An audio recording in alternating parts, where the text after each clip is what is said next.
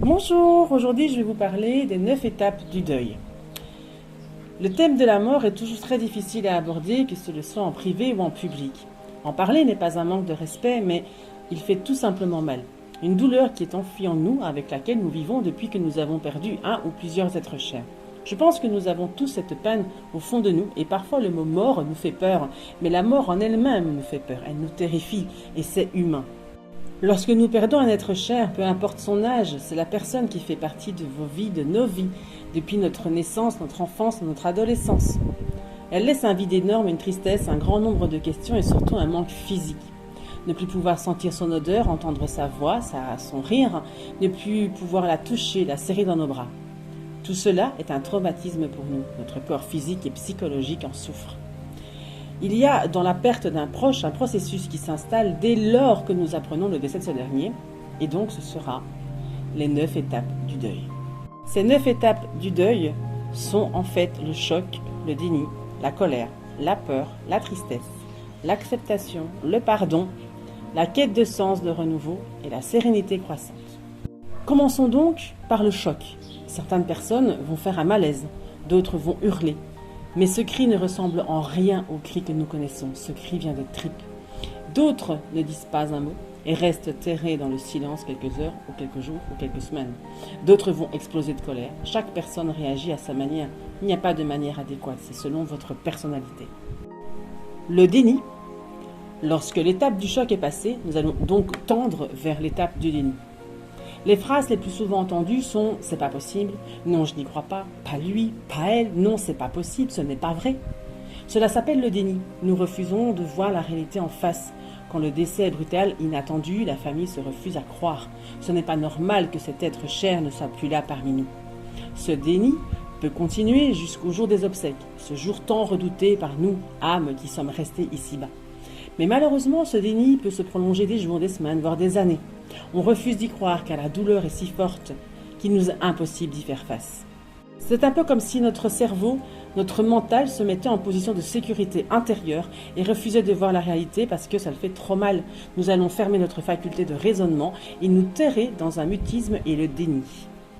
La colère, elle, arrive après ce déni.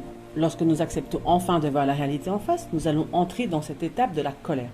Nous allons en premier lieu nous en vouloir à nous, car nous avons ressenti cette culpabilité de ne pas avoir gardé auprès de nous cet être cher. Cette étape est essentielle pour nous. Elle va nous libérer de nos mots et nos mots.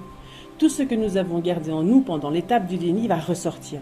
Nous en voulons la terre entière, alors que nous ne sommes pas responsables de ce départ définitif de notre proche.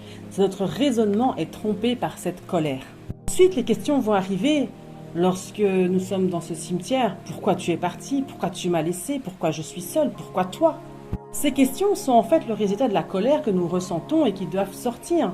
Certains pleurent, hurlent, d'autres perdent pied et ne se retrouvent même plus eux-mêmes dans leur propre vie. Ils sont perdus. Lorsque la colère s'assagit, nous allons aller vers l'étape de la peur. Cette peur est normale et humaine. Nous allons ressentir un manque de tout en nous. Nous allons penser que plus rien ne va, plus rien n'est possible, plus rien n'est réalisable sans notre proche à nos côtés. Cette peur va nous envahir jusqu'à parfois même nous paralyser dans certains actes simples de la vie, comme conduire ou sortir de chez soi, car le monde extérieur n'est plus le même, n'est plus celui que nous avons connu. Donc nous allons nous renfermer, nous allons nous sentir en sécurité à l'endroit où notre proche était là avec nous. Après la peur, nous avons l'étape de la tristesse. Cette étape arrive lorsque notre peur disparaît. Nous allons pleurer, pleurer, pleurer et encore pleurer.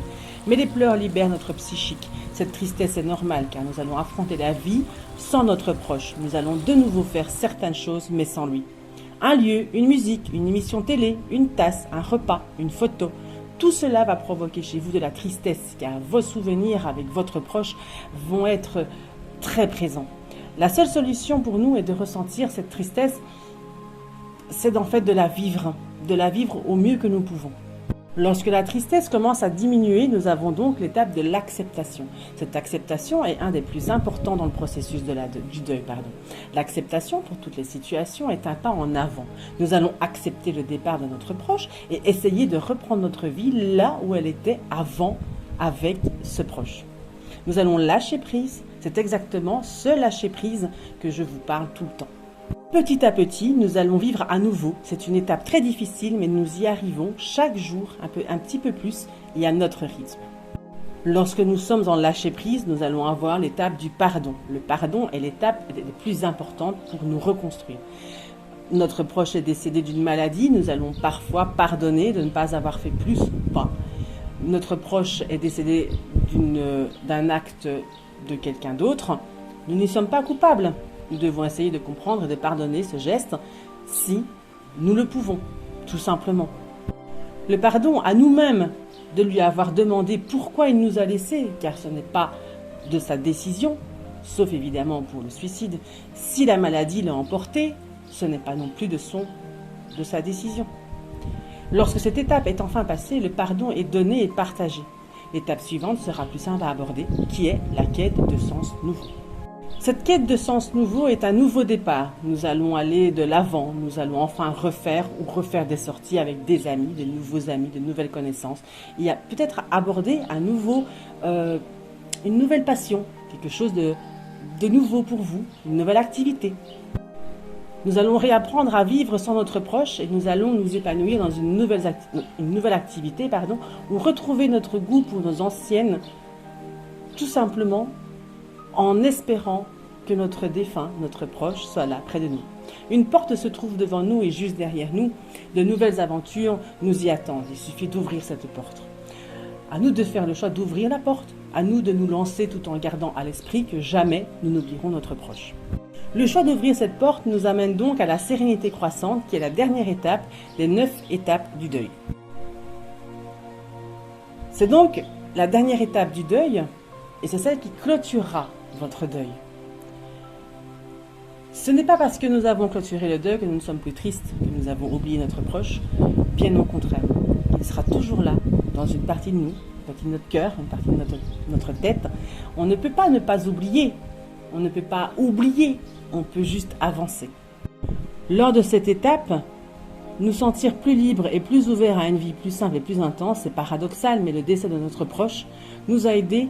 Il nous a donné une leçon et ça nous a fait comprendre beaucoup de choses. La vie est parfois cruelle, mais elle vaut la peine d'être vécue. Alors vivons-la, gardons dans notre cœur cette étincelle appartenant à notre proche, car lui ne demande que ça. Que nous soyons libres, heureux et en harmonie avec nous-mêmes.